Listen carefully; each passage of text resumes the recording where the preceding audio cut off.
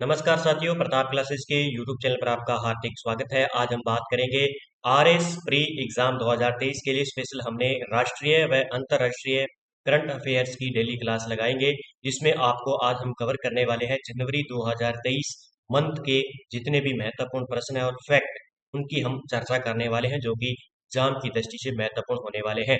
तो सभी विद्यार्थी वीडियो को लाइक कर दीजिए, शेयर कर दीजिए और चैनल पर नए हैं तो चैनल को क्या है सब्सक्राइब कर लीजिए, ताकि आपको पास डेली जो है आरएस प्री एग्जाम के लिए राष्ट्रीय एवं अंतर्राष्ट्रीय यानी इंडिया और वर्ल्ड करंट अफेयर्स की पूरी सूचना आप तक पहुंच पाए और आपके एग्जाम के लिए बहुत ही महत्वपूर्ण होने वाली है। क्योंकि आपको पता है पिछली बार करंट अफेयर से संबंधित जो है 20 से 22 क्वेश्चन आए थे, तो ये 20 से 22 क्वेश्चन आपके लिए बहुत ही महत्वपूर्ण हो जाते हैं। राजस्थान करंट अफेयर्स आपको नाना क्लासेस पर मिलता है और राष्ट्रीय व अंतर्राष्ट्रीय करंट अफेयर्स आपको प्रताप क्लासेस के ऐप पर मिलता है। तो बात करते हैं आज के पहले प्रश्न की, जो कि हमारे एग्जाम के लिए इंपॉर्टेंट है। हाल ही में हुई नियुक्तियों में सुमेलित करना है, ये जनवरी 2023 की बात कर रहे हैं, नियुक्तियां हुई थी। देखिए, पंकज कुमार के पास था, उप राष्ट्रीय सुरक्षा सलाहकार के रूप में इन्हें नियुक्त किया गया था। अनिल कुमार लोहाटी की बात करें तो अध्यक्ष व सीईओ है रेलवे बोर्ड के। प्रवीण कुमार श्रीवास्तव के पास है, कार्यवाहक है मुख्य सत्कर्ता आयुक्त। और भरत भास्कर के पास जो है महासचिव एशियन प्रशांत डाक संघ के पास ये इनका पद नहीं है। भरत भास्कर की बात करें तो इनके पास पद था Indian institute of management Ahmedabad के अंदर इन्हें नियुक्त किया गया था, ये आपको याद रखना है। देखिए, महासचिव एशियन प्रशांत डाक संघ की बात करें तो ये जो थे इसके अध्यक्ष थे डॉक्टर विनय प्रकाश सिंह। ठीक है, डॉक्टर विनय प्रकाश सिंह महासचिव एशियन प्रशांत डाक संघ के थे। वही बात करें पंकज कुमार सिंह की तो ये 2023 में 2 वर्ष के लिए राष्ट्रीय परिषद सचिवालय में उप राष्ट्रीय सुरक्षा सलाहकार के रूप में इन्हें नियुक्त किया गया है। अनिल कुमार लोहाटी की बात करें, ये भी जो है अध्यक्ष व सीईओ है रेलवे बोर्ड के। प्रवीण कुमार श्रीवास्तव की बात करें तो कार्यवाहक बनाया गया इनका मुख्य सत्कर्ता आयुक्त। इन्हें नियुक्ति दी गई थी 28 दिसंबर 2022 को, ये भी आपको याद रखना है। इनसे पहले थे सुरेश एन पटेल, जो 24 दिसंबर 2022 को सेवानिवृत्त हुए थे, तो ये आपको थोड़ा याद रखना है। देखिए, मुख्य तथ्य की हम बात करते हैं, महासचिव प्रशांत जो है डाक की। देखिए, एशियन प्रशांत डाक संघ के इसका मुख्यालय कहाँ के है, बैंकॉक थाईलैंड के अंदर है, ये याद रखना है आपको। अगस्त सितंबर 2022 के दौरान बैंकॉक में आयोजित 13वीं एपीपीयू कांग्रेस के दौरान हुए सफल चुनावों के बाद डाक सेवा बोर्ड के पूर्व सदस्य कार्मिक डॉक्टर विनय प्रकाश सिंह 4 वर्षों के लिए कार्यकाल संघ के महासचिव का पदभार संभालेंगे। ये आपको याद रखना है, कितने वर्ष के लिए बने हैं, ये 4 वर्षों के लिए बने हैं डॉक्टर विनय प्रकाश सिंह। ये है प्रशांत एशियन प्रशांत डाक संघ। ठीक है, ये एक 32 सदस्य क्या है, 32 सदस्य देशों का एक क्या है, अंतर सरकारीय संगठन है एशियन प्रशांत डाक संघ, ये याद रखें। इसका जो है एपीपीयू का मुख्य उद्देश्य क्या है कि जितनी भी डाक सेवाएं हैं उनके क्षेत्र में सहयोग करना इसका मुख्य उद्देश्य है। अगले क्वेश्चन की बात करते हैं, 2 नंबर। 11वां जैव ऊर्जा शिखर सम्मेलन 2023 का आयोजन 12 जनवरी 2023 को कहाँ किया गया, तो 11वां जैव ऊर्जा संरक्षण जो था उसका सम्मेलन 2023 के अंदर नई दिल्ली के अंदर किया गया। भारत की राजधानी नई दिल्ली के अंदर 11वां जैव ऊर्जा शिखर सम्मेलन आयोजन किया गया। मुख्य तथ्य की हम बात करते हैं, आयोजन तिथि थी 12 जनवरी 2023 को और आयोजन स्थल था नई दिल्ली। और इसकी थीम क्या थी, ऊर्जा ऊर्जापारेषण एक सतत भविष्य के लिए समाधान, ये इसकी प्रमुख थीम थी।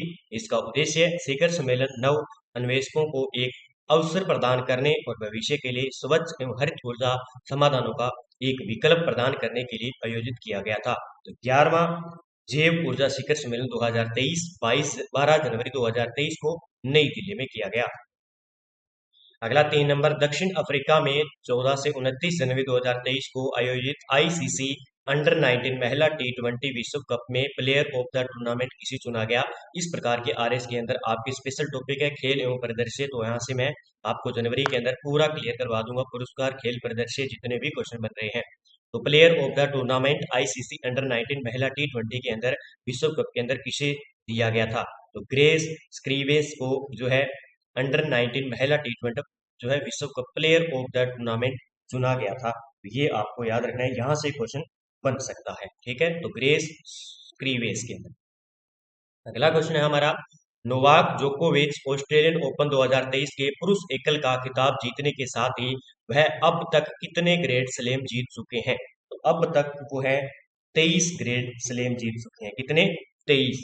तो 23 नहीं, 22 जीते हैं। कितने ग्रैंड स्लैम जीते हैं? 22 ग्रैंड स्लैम जो है अब तक नोवाक जोकोविच, जो कि कहाँ के हैं? सर्बिया के हैं। सर्बिया देश के नोवाक जोकोविच ने ऑस्ट्रेलियन ओपन 2023 के पुरुष एकल का खिताब जीता है अब की बार। और इसी के साथ ग्रैंड स्लैम होते हैं। इन्हीं ग्रैंड स्लैम के अंदर जो है क्या है, 22 ग्रैंड स्लैम अब तक जीत चुके हैं। मुख्य तथ्य की हम बात करते हैं। आयोजन तिथि हुई थी 16 से 29 जनवरी 2023 को। आयोजन स्थल की बात करें तो मेलबर्न, विक्टोरिया, ऑस्ट्रेलिया के अंदर किया गया था। इसमें श्रेणी एक थी ग्रेड स्लेम, ठीक है। संस्करण था 111वां, ओपन एरा 55वां, ठीक है। वर्ष 2023 का पहला grade slam tennis tournament Australian open का पुरुष एकल का खिताब सर्बिया के नोवाक जोकोविच ने जीता है। अब आपको ये भी याद रखना है कि जो सर्बिया के नोवाक जोकोविच है, इनका खेल कौन सा है? तो टेनिस है, टेनिस टूर्नामेंट है, टेनिस खिलाड़ी है, ठीक है। तो इन्होंने 2023 का ये पहला जो ग्रेड स्लेम जीता है ऑस्ट्रेलियन ओपन 2023, ठीक है। तो सर्बिया के नोवाक जोकोविच ने, ठीक है। आगे बात करते हैं। देखिए, ऑस्ट्रेलियन ओपन टेनिस टूर्नामेंट जीता था इन्होंने 2023 में। विजेता व उप विजेता की हम बात करने वाले हैं, जहां से एग्जाम में सुमेलित सुमेलित से संबंधित क्वेश्चन पूछे जा सकते हैं। देखिए, पुरुष एकल की बात करें, इसमें विजेता थे नोवाक जोकोविच, उप विजेता रहे थे स्टीफानोस स्टीफास ग्रीस, ग्रीस के खिलाड़ी थे। ये हो गया पुरुष एकल के अंदर ऑस्ट्रेलियन ओपन 2023। महिला एकल की बात करें तो विजेता है आयरेना सबालेंका, ये बेलारूस की है। और महिला एकल में उप विजेता थी एलेना सबालेंका। तो ये आपको याद रखना है, यहाँ से एग्जाम में एक क्वेश्चन पक्का पूछा जा सकता है। तो ऑस्ट्रेलियन ओपन 2023 टेनिस 2023 का खिताब किसने जीता है? वैसे तो पुरुषों में नोवाक जोकोविच ने, और महिला में किसने जीता है? आयरेना सबालेंका ने। ये दोनों आपको याद रखने हैं, आपके एग्जाम के दृष्टि से महत्वपूर्ण वाले हैं। अगला है, उड़ीसा में 13 से 29 जनवरी 2023 को आयोजित FIS पुरुष हॉकी विश्व कप 2023 का खिताब किस टीम ने जीता है? तो जो इम्पोर्टेंट है वो मैं लेकर आया हूँ, यहाँ से एग्जाम में सीधे के सीधे टपकने वाले हैं। तो जर्मनी, जर्मनी ने जीता है। ये याद रखना है आपको कि FIH, ठीक है, FIH पुरुष हॉकी विश्व कप 2023 का खिताब किस टीम ने जीता था? ये जनवरी में हुआ था और उड़ीसा के अंदर हुआ था। ये भी याद रखना है। तो जर्मनी ने जीता है, ठीक है, जर्मनी ने जीता है। स्कॉर्पिन श्रेणी की किस पांचवी पनडुब्बी को 13 जनवरी 2023 को भारतीय नौसेना में शामिल किया गया है? ये बहुत ही मोस्ट हो जाता है। तो स्कॉर्पिन श्रेणी की है और पांचवी पनडुब्बी 23 जनवरी 2023 को भारतीय नौसेना में शामिल किया गया है। तो किसको शामिल किया गया है? तो INS वागीर, इसको क्या किया गया है? पांचवी पनडुब्बी को, ठीक है, ये पांचवी पनडुब्बी और भारतीय नौसेना में इसको शामिल किया गया है।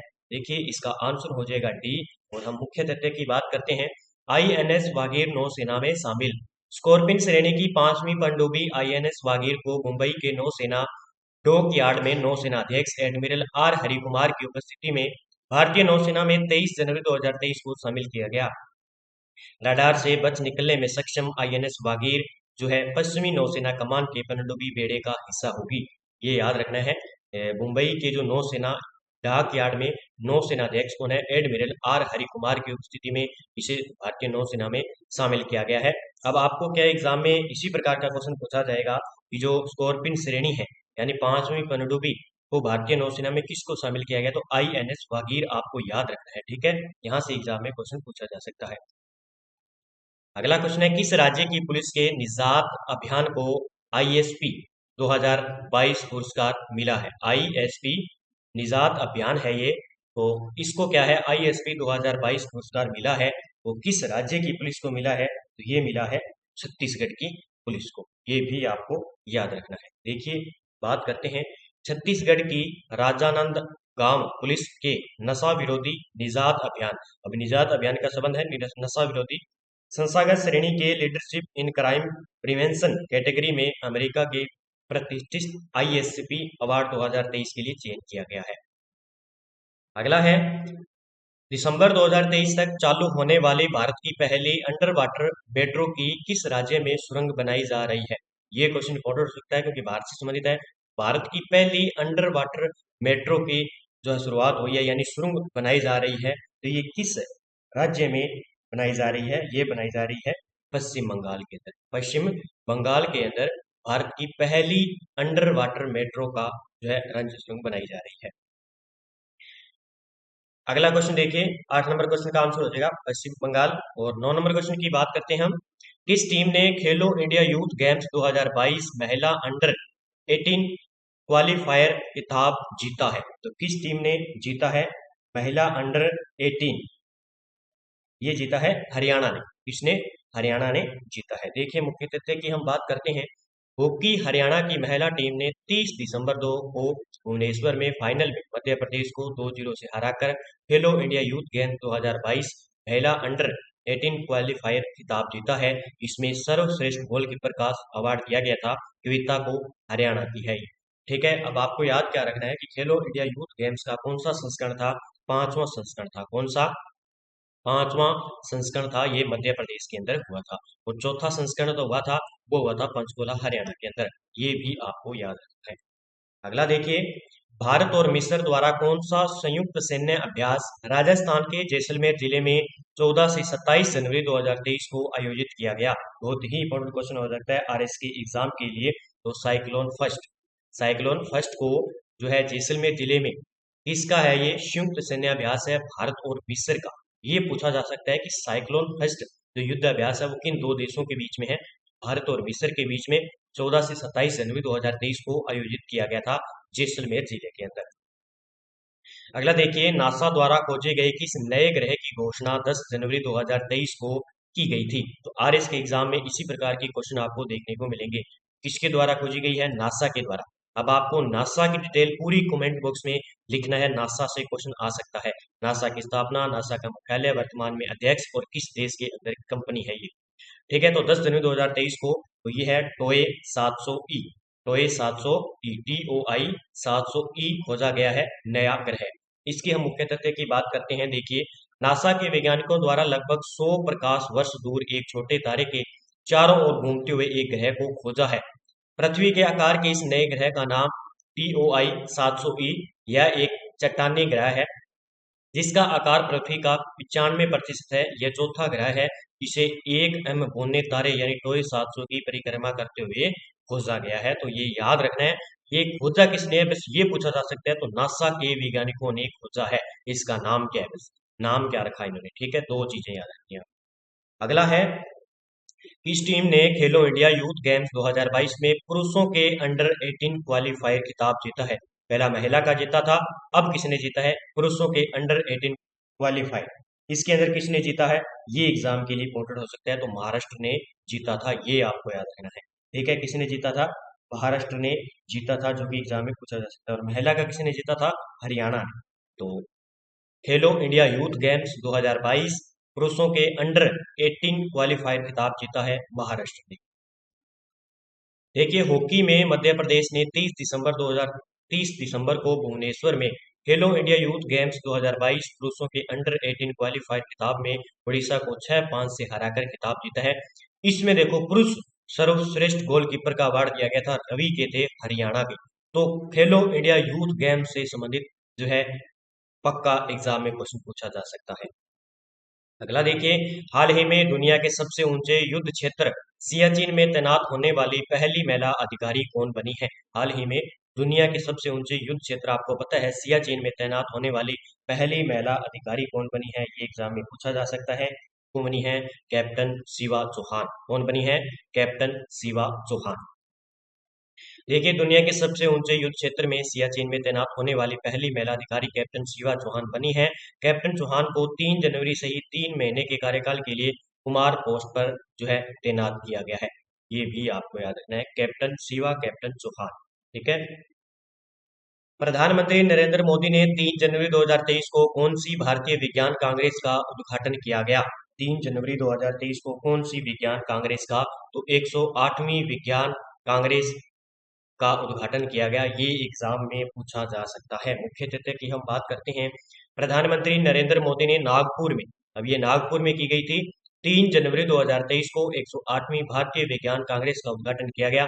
उन्होंने कहा कि विज्ञान के क्षेत्र में भारत दुनिया के शीर्ष 10 देशों में अपना स्थान रखता है।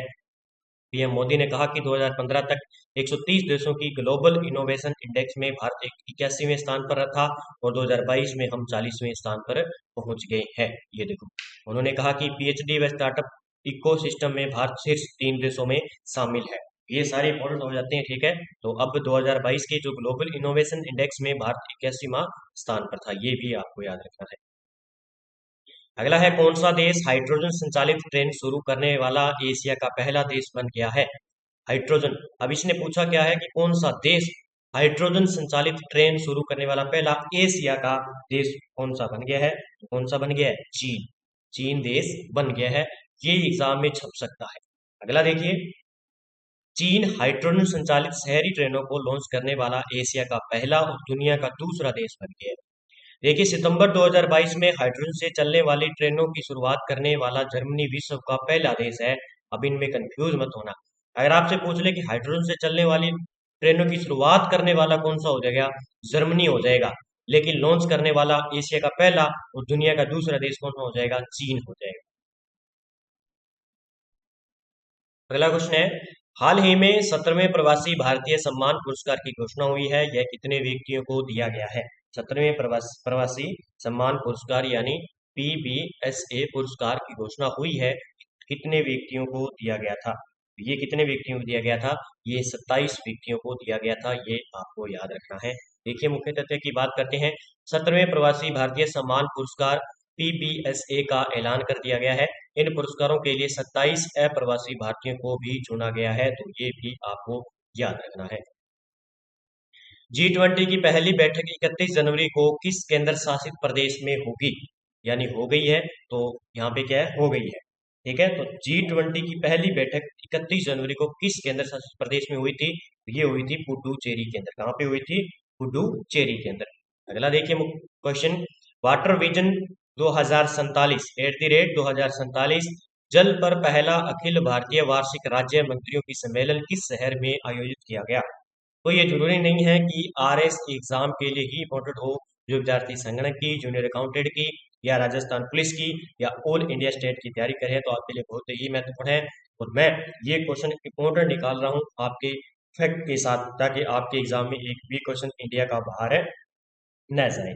तो इसमें आंसर क्या हो जाएगा? भोपाल के अंदर। ठीक है, तो वाटर विजन @2047 आपको याद रखना है। भोपाल में जल पर पहला अखिल भारतीय वार्षिक राज्य मंत्रियों का सम्मेलन है ये भोपाल के अंदर आयोजित किया गया। ठीक है, जल विजन 2047 विषय पर 5 जनवरी से 2 दिवसीय प्रथम अखिल भारतीय राज्य मंत्री वार्षिक सम्मेलन का आयोजन मध्य प्रदेश की राजधानी भोपाल में किया गया।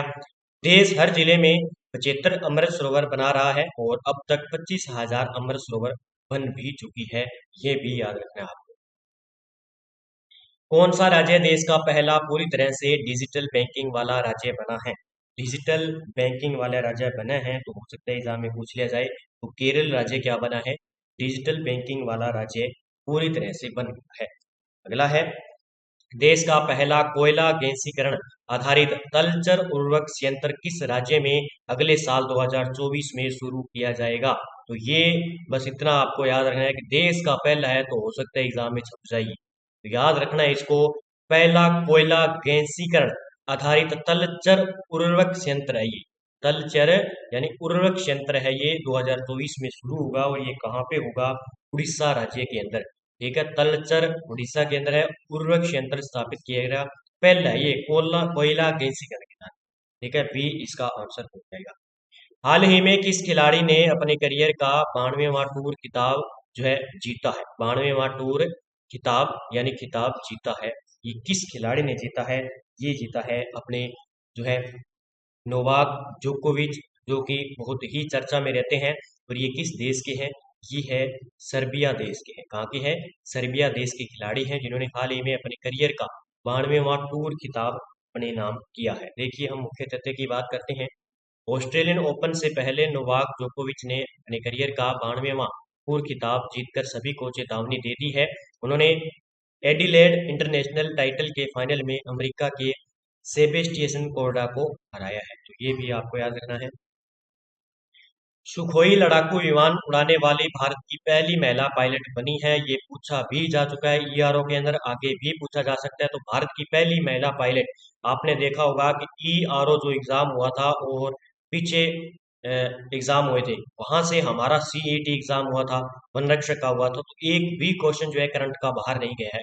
तो आपके लिए बहुत ही महत्वपूर्ण है, ये रामबाण करंट है। हम जो है इंपॉर्टेंट क्वेश्चन निकाल रहे हैं जहां से इंपॉर्टेंट क्वेश्चन एग्जामिनर पूछ सकता है। ठीक है, तो भारत की पहली महिला बनी है ना, तो पक्का हो सकता है एग्जाम में पूछा जा सकता है, क्योंकि पूछा गया था तो आगे भी पूछा जा सकता है। तो अवनी चतुर्वेदी है, कौन है? अवनी चतुर्वेदी, ये आपको याद रखना है।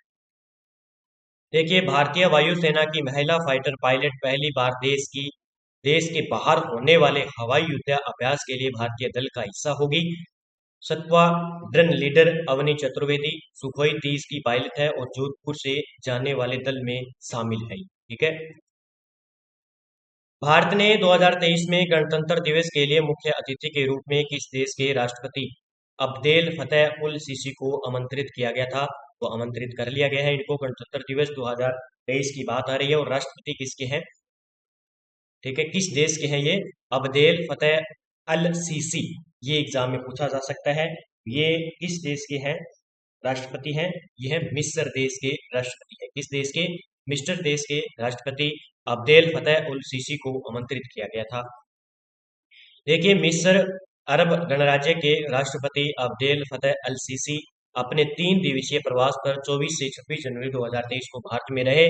भारत की अपनी दूसरी राजकीय यात्रा पर आए राष्ट्रपति सीसी, ठीक है, और भारत के 74वें गणतंत्र दिवस के मुख्य अतिथि थे। ये भी आपको याद रखना है कि 74वें गणतंत्र दिवस के मुख्य अतिथि कौन थे? तो मिस्र के राष्ट्रपति थे अब्देल फतेह अल सीसी। अगला क्वेश्चन हमारा बहुत ही इंपॉर्टेंट है। हाल ही में भारत और किस देश के बीच संयुक्त नौसैनिक अभ्यास वरुण शुरू हुआ है? ये एग्जाम की दृष्टि से बहुत ही इंपॉर्टेंट हो जाता है। ये हुआ था फ्रांस के साथ। भारत प्लस फ्रांस के साथ क्या हुआ? वरुण अभ्यास, संयुक्त सैन्य अभ्यास हुआ था। ये पक्का कर लेना। ठीक है, देखिए, भारत और फ्रांस की नौसेनाओं के बीच होने वाले द्विपक्षीय सैन्य अभ्यास वरुण के 21वें सेशन की शुरुआत 16 जनवरी को हो गई है। किस राज्य को कोल्लम जिला देश का पहला संविधान साक्षर जिला बन गया है? यानी पहला संविधान साक्षर जिला बना है, तो ये भी एग्जाम में पूछा जा सकता है। तो केरल, कौन सा बना है? केरल राज्य बना है। अगला है, प्रख्यात असमिया कवि नीलमणि फुंकन का निधन हो चुका है, इनका संबंध किस राज्य से है? ये भी एग्जाम में पूछा जा सकता है। तो असम, ठीक है, असम। प्रख्यात असमिया कवि नीलमणि फुंकन का निधन हो चुका है, इनका संबंध असम राज्य से है। देखिए, मुख्य तथ्य की बात करते हैं। प्रख्यात असमिया कवि व साहित्य अकादमी के महत्तर सदस्य नीलमणि फुंकन का 19 जनवरी 2023 को निधन हो गया है। यह वह 89 वर्ष के थे। पुरस्कार एवं सम्मान की बात करें, इन्हें पद्मश्री 1990 में मिला हुआ है। 56वां ज्ञानपीठ पुरस्कार 2021 में मिला था। साहित्य अकादमी पुरस्कार 1981 में कविता के लिए दिया गया था। हमारे लिए ये इम्पोर्टेंट हो जाता है कि अभी हाल ही में प्रख्यात असमिया कवि जो नीलमणि फुंकन का निधन हुआ है, इनको कौन सा जो ज्ञानपीठ पुरस्कार दिया गया था? तो 56वां। साहित्य अकादमी ने 2022 में नीलमणि फुंकन को अपना स्रोत साहित्य सम्मान महत्तर सदस्य प्रदान किया गया था। उनके उल्लेखनीय कविता संग्रह की बात करें, सूर्य हेने नामी अह, ये जो है असमिया भाषा में ये नदियेदी और निरंतर शब्द अरु की नई शब्द फुल्ली ठाका सूर्यमुखी गायित गलप अरुकाइत कोबिता, ये सारे असमिया भाषा में इनके लिखे हुए हैं। और 56वां ज्ञानपीठ इन्हें पुरस्कार मिले, तो इन्हें हाल ही में निधन हो गया, तो ये चर्चा में है, इसलिए एग्जाम में पूछा जा सकता है। 74वें गणतंत्र दिवस की पूर्व संध्या पर सेना के कितने जवानों को कीर्ति चक्र से सम्मानित किए जाने की घोषणा हुई थी? ये भी इंपॉर्टेंट हो जा सकता है। कितने? तो ये दिए गए थे 6 जवानों को कीर्ति चक्र से सम्मानित किया गया था 74वें गणतंत्र दिवस के ऊपर। देखिए, बात करें कीर्ति चक्र की, इसमें 6 पद्म भूषण और 9, देखिए क्वेश्चन हमारा छूट गया शायद तक। तो देखिए, इसमें बात करते हैं तो गणतंत्र 74वां गणतंत्र दिवस जो हुआ था, उसमें जवानों को कीर्ति चक्र दिए गए थे 6। कीर्ति चक्र से कितने को सम्मानित किया गया थे? 6, जिनमें क्या थे? 4 मरणोपरांत दिए गए थे। 4 क्या दिए गए थे? मरणोपरांत। ये भी आपको याद रखना है। 4 को क्या दिए गए थे, मरणोपरांत दिया गया था। उसके बाद बात करें तो शौर्य चक्र कितने दिए गए थे, ये भी पूछा जा सकता है। तो शौर्य चक्र की बात करें तो 15 जवानों को शौर्य चक्र दिया गया था, जिसमें से 2 मरणोपरांत थे। कितने, 2 मरणोपरांत के बाद इनको शौर्य चक्र दिया गया था। शौर्य चक्र 15 को दिए गए थे, और कीर्ति चक्र कितने दिए गए थे, 6 दिए गए थे, जिसमें 4 मरणोपरांत को प्राप्त था। ये आपको याद रखना है एग्जाम की दृष्टि से। और ये अगले क्वेश्चन की हम बात करते हैं। हाल ही में किन व्यक्तियों को मरणोपरांत पद्म विभूषण 2023 पुरस्कार से सम्मानित किया जाएगा। देखिए, बालकृष्ण दोषी मरणोपरांत वास्तुकला से संबंधित थे, गुजरात के हैं। दिलीप महाल नाबीस मरणोपरांत दिया गया था इन्हें, दवा के उपलक्ष्य में, पश्चिमी बंगाल से हैं। मुलायम सिंह यादव मरणोपरांत सार्वजनिक मामले उत्तर प्रदेश से संबंधित, उपयुक्त सभी। इसका आंसर क्या हो जाएगा, ये इंपॉर्टेंट क्वेश्चन है, तो इसका आंसर डी हो जाएगा। यानी कि जो मरणोपरांत पद्म विभूषण की बात हो रही है यहाँ पे, पद्म विभूषण की, तो पद्म विभूषण कितने लोगों को दिया गया था, 6 लोगों को दिया गया था। 6 लोगों को दिया गया था, जिनमें से 3 को क्या दिया गया था, ये मरणोपरांत दिया गया था। जिसमें से एक तो आ जाते हैं बालकृष्ण दोषी, दिलीप महालनाबिस और मुलायम सिंह यादव, इन्हें दिया गया था। और बाकी थे, उनको भी दिया गया था। 6 थे कुल, जिसमें 3 मरणोपरांत दिए गए थे। ठीक है, इसमें देखिए हम बात करते हैं मरणोपरांत। ठीक है, कुल की बात करें तो पीछे हमारी एक स्लाइड चली गई है, इसमें हम बात करते हैं। देखिए, जिसमें से 6 पद्म विभूषण दिए गए थे, पद्म जो है पुरस्कार की बात करें, 9 पद्म भूषण और 91 पद्मश्री दिए गए थे। इनमें बात करें तो पुरस्कार पाने वाले में 19 महिलाएं हैं। 7 लोगों को मरणोपरांत इस सम्मान के लिए चुना गया है। सूची में विदेशियों, NRI, PIO, OCI श्रेणी के 2 व्यक्ति भी शामिल है। तो पूरी डिटेल यहाँ पे है। यानी कुल कितने, 106 लोगों को, कुल कितने, 106 लोगों को दिया गया था सर, जिनमें से 6 पद्म विभूषण, 9 पद्म भूषण, 91 पद्मश्री, जिसमें से पुरस्कार पाने वाले 19 महिलाएं हैं। इसके अंदर एग्जाम में पूछा जा सकता है, और 7 लोग ऐसे हैं जिन्हें मरणोपरांत सम्मान दिया गया है। ये इंपॉर्टेंट हो जाता है। अब हम चलते हैं अगले क्वेश्चन की तरफ, तथ्य की तरफ। इसमें से मरणोपरांत दिए गए थे जो 6 पद्म भूषण थे, पद्म विभूषण थे 6 पद्म विभूषण। इसमें बालकृष्ण दोषी मरणोपरांत दिया गया था, वास्तुकला इनका जो क्षेत्र था, और गुजरात के थे। दिलीप महालनाबिस, दिलीप महालनाबिस मरणोपरांत ये है चिकित्सा के क्षेत्र में, या दवा चिकित्सा के क्षेत्र में, पश्चिम बंगाल से है। मुलायम सिंह यादव मरणोपरांत दिया गया था, सार्वजनिक मामलों के हैं, उत्तर प्रदेश से मुलायम सिंह यादव। अब हम बात करते हैं जिनको मरणोपरांत नहीं वैसे दिए गए, 3 ये हो गए और 3 ये हो गए। इन तीनों में श्रीनिवास वर्धन विज्ञान और इंजीनियर के क्षेत्र में अमेरिका का है, जाकिर हुसैन को दिया गया था कला महाराष्ट्र, और MS कृष्णा सार्वजनिक मामले कर्नाटक के अंदर। तो ये याद रखने आपको 6 दिए गए थे। ठीक है, जिसमें 3 मरणोपरांत और 3 वैसे है। आगे बात करते हैं अगले क्वेश्चन की। हाल ही में किन व्यक्तियों को पद्म विभूषण 2023 पुरस्कार से सम्मानित किया गया है। इसमें ये सेम मैंने बता दिया, श्रीनिवास, जाकिर हुसैन, M कृष्णा, और उपयुक्त इसका सभी हो जाएगा। ये एग्जाम की दृष्टि से महत्वपूर्ण होता है। अगला है, देखिए पद्म भूषण 2023 की बात करें तो देखिए पद्म भूषण, इसमें क्वेश्चन क्या था हमारा, इसने पूछा था कि पद्म विभूषण। अब हम बात करते हैं पद्म भूषण 2023 पुरस्कार। ठीक है, पद्म भूषण की बात करें, इसमें पद्म भूषण में कितने लोगों को दिया गया था, 9 लोगों को दिया गया था। ये भी याद रखना है मुख्य तथ्य। देखिए एस एल बैरपा साहित्य के क्षेत्र में दिया गया था, कर्नाटक के हैं। कुमार मंगलम बिड़ला, ये है व्यापार और उद्योग के क्षेत्र में, महाराष्ट्र के हैं। दीपक धर, इनको दिया गया था विज्ञान में अभियांत्रिकी के क्षेत्र में, ये है महाराष्ट्र के। वाणी जयराम, वाणी जयराम को दिया गया था, और ये कला के क्षेत्र में तमिलनाडु के हैं। स्वामी चिन्नाजियर, इन्हें दिया गया था अध्यात्मिक के क्षेत्र में, तेलंगाना के हैं। सुमन कल्याणपुर, ये है कला के क्षेत्र में, महाराष्ट्र की है।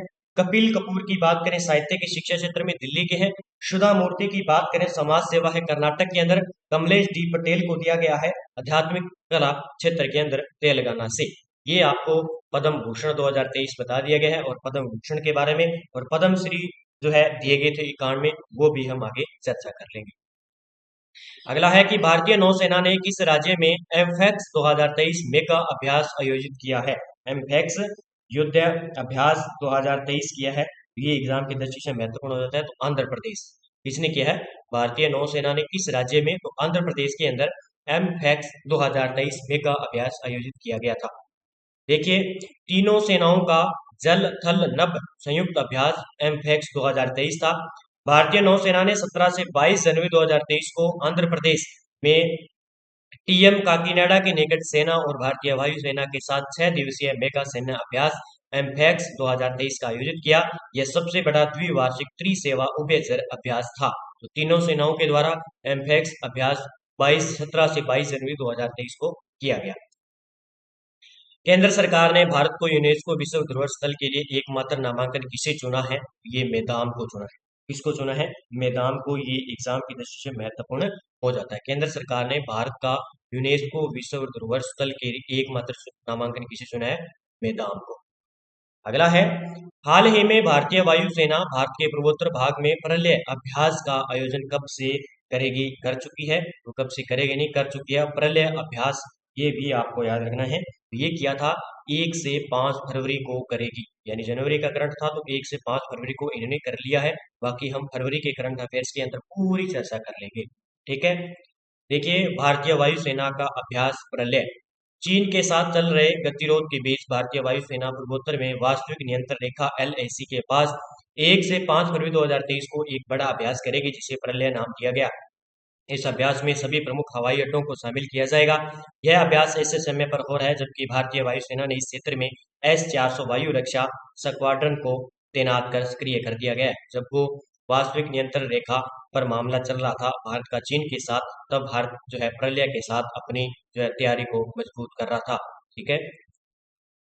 देखिए, हाल ही में राष्ट्रपति द्रौपदी मुर्मू ने कितने बच्चों को प्रधानमंत्री राष्ट्रीय बाल पुरस्कार प्रदान किया गया? पोस्ट कर लेना इसको। तो प्रधानमंत्री द्रौपदी मुर्मू दिया गया, राष्ट्रपति द्रौपदी मुर्मू द्वारा दिया गया बच्चों को क्या दिया गया? प्रधानमंत्री राष्ट्रीय बाल पुरस्कार दिया गया। तो कितने बच्चों को दिया गया ये पूछा जाता है। तो 11 बच्चों को दिया गया था, एग्जाम में पूछा जा सकता है। देखिए, नवाचार, खेल, कला, संस्कृति, समाज सेवा, बहादुरी के क्षेत्र में असाधारण क्षमता और उत्कृष्ट उपलब्धियों के लिए 11 राज्यों केंद्र शासित क्षेत्रों से चुने गए 11 बच्चों को प्रधानमंत्री राष्ट्रीय बाल पुरस्कार 2023 से 23 जनवरी 2023 को सम्मानित किया गया। इस वर्ष के पुरस्कार विजेताओं में वीरता और समाज सेवा की श्रेणी में 1, नवाचार की श्रेणी में 2 और खेल में 3 और कला व संस्कृति में 4 बच्चों को शामिल किया गया। इन 11 पुरस्कार विजेताओं में 5 लड़कियां और 6 लड़के हैं। तो ये भी आपको याद रखना है, यानी 11 बच्चों को दिया गया था प्रधानमंत्री राष्ट्रीय बाल पुरस्कार 2023। इसी तरह आपको याद रखना। वर्ष 2025 तक इस राज्य को देश का पहला हरित राज्य बनाने का लक्ष्य रखा गया है। तो ये इंपॉर्टेंट हो सकता है हमारे एग्जाम की दृष्टि से। वर्ष 2025 तक किस राज्य को देश का पहला हरित राज्य बनाने का लक्ष्य रखा गया है? इसको हिमाचल प्रदेश को। इसको रखा गया है हिमाचल प्रदेश को। मुख्य तथ्य की हम बात कर लेते हैं। मुख्यमंत्री सुखविंदर सिंह सुक्खू ने कहा कि सरकार ने जल विद्युत, हाइड्रोजन और सौर ऊर्जा को दोहन करने और हिमाचल को वर्ष 2025 तक देश का पहला हरित राज्य बनाने का लक्ष्य रखा गया है। कौन सा देश 2027 तक परमाणु विखंडन से संचालित एक अंतरिक्ष यान इंजन का परीक्षण करने की योजना बना रहा है? तो बहुत ही इंपॉर्टेंट क्वेश्चन हो जाता है ये। तो कौन बना रहा है? अमेरिका। क्या कर रहा है कि 2023 तक 27 तक एक परमाणु विखंडन से संचालित एक अंतरिक्ष यान इंजन का परीक्षण करने की योजना बना रहा है अमेरिका। तो 2027 तक है, तो एग्जाम में पूछा जा सकता है। अगले मुख्य तथ्य की बात करते हैं। संयुक्त राज्य अमेरिका की अंतरिक्ष एजेंसी नासा ने कहा कि देश 2027 तक परमाणु विखंडन से संचालित एक अंतरिक्ष यान इंजन का परीक्षण करने की योजना बना रहा है। अगला क्वेश्चन की बात करते हैं। 74वें गणतंत्र दिवस की पूर्व संध्या पर सेना के कितने जवानों को कीर्ति चक्र से सम्मानित किया गया? ये वापिस क्वेश्चन आ गया है। तो कीर्ति चक्र 6 को दिया गया था और शौर्य चक्र जो है 15 व्यक्तियों को दिया गया था। तो ये एग्जाम में पूछा जा सकता है। ये देखिए, पूरी हम बात भी कर लेते हैं। देखिए, राष्ट्रपति द्रौपदी मुर्मू ने 25 जनवरी को 74वें गणतंत्र दिवस की पूर्व संध्या पर सशस्त्र बलों के कर्मियों और अन्य के लिए 6 कीर्ति चक्र और 15 शौर्य चक्र सहित 412 वीरता पुरस्कारों को मंजूरी दी है। कीर्ति चक्र पुरस्कार विजेता डोगरा रेजिमेंट के मेजर शुभम भारतीय सेना थे और भारतीय सेना से राजपूत रेजिमेंट के नायक जितेंद्र सिंह थे। तो आर्मी से रिलेटेड इतने थे, डोगरा रेजिमेंट के, और भारतीय सेना से राजपूत रेजिमेंट के नायक जितेंद्र सिंह जो इंपॉर्टेंट थे मैंने आपको बता दिया। बाकी 6 लोगों को जो है कीर्ति चक्र दिया गया था। आगे बात करते हैं, मोस्ट हो जाता है एग्जाम की दृष्टि से कि विश्व जोखिम रिपोर्ट 2013, वैश्विक जोखिम रिपोर्ट 2023। शीर्षक है इसका वैश्विक जोखिम रिपोर्ट 2023, ग्लोबल रिस्क रिपोर्ट 2023। जारी करता है विश्व आर्थिक मंच। कौन करता है? विश्व आर्थिक मंच। संस्करण था इसका 18वां, जारी करने की तिथि है 11 जनवरी 2023 को। विश्व आर्थिक मंच वर्ल्ड इकोनॉमिक फोरम यानी WEF द्वारा जारी वैश्विक जोखिम रिपोर्ट 2023 में विश्व से अगले 2 वर्षों में प्राकृतिक आपदाओं और चरम मौसमी घटनाओं के लिए तैयार रहने का कहा गया है। आगे देखते हैं। देखिए, यह रिपोर्ट विश्व आर्थिक मंच की 53वीं बैठक से पहले जारी की गई। इस बैठक का आयोजन 16 से 20 जनवरी 2023 को दावोस, स्विट्जरलैंड में किया गया था। डब्ल्यू जो है WEF की इस वार्षिक बैठक का विषय था कॉर्पोरेशन इन ए ऑर्गेनाइज्ड वर्ल्ड था। ये भी आपको याद रखना है। अगला देखिए, अगला है ग्लोबल फायर पावर सूचकांक 2023 की हम बात कर लेते हैं। तो इस थिंक टैंक द्वारा वर्ष 2006 से जारी किए जाने वाले वर्ष 2023 की सूचकांक में 145 आधुनिक सैन्य शक्तियों से संबंधित डेटा का 8 फैक्टर के आधार पर एक विश्लेषणात्मक प्रदर्शन प्रदान किया गया है। विश्व में देशों की सैन्य ताकतों का तुलनात्मक अध्ययन सूचकांक में शीर्ष 5 देश कौन से हैं? अमेरिका, रूस, चीन, भारत और ब्रिटेन। तुर्की वैश्विक रैंकिंग में भी 2 पायदान की छलांग लगाते हुए 11वें स्थान पर पहुंच गया है।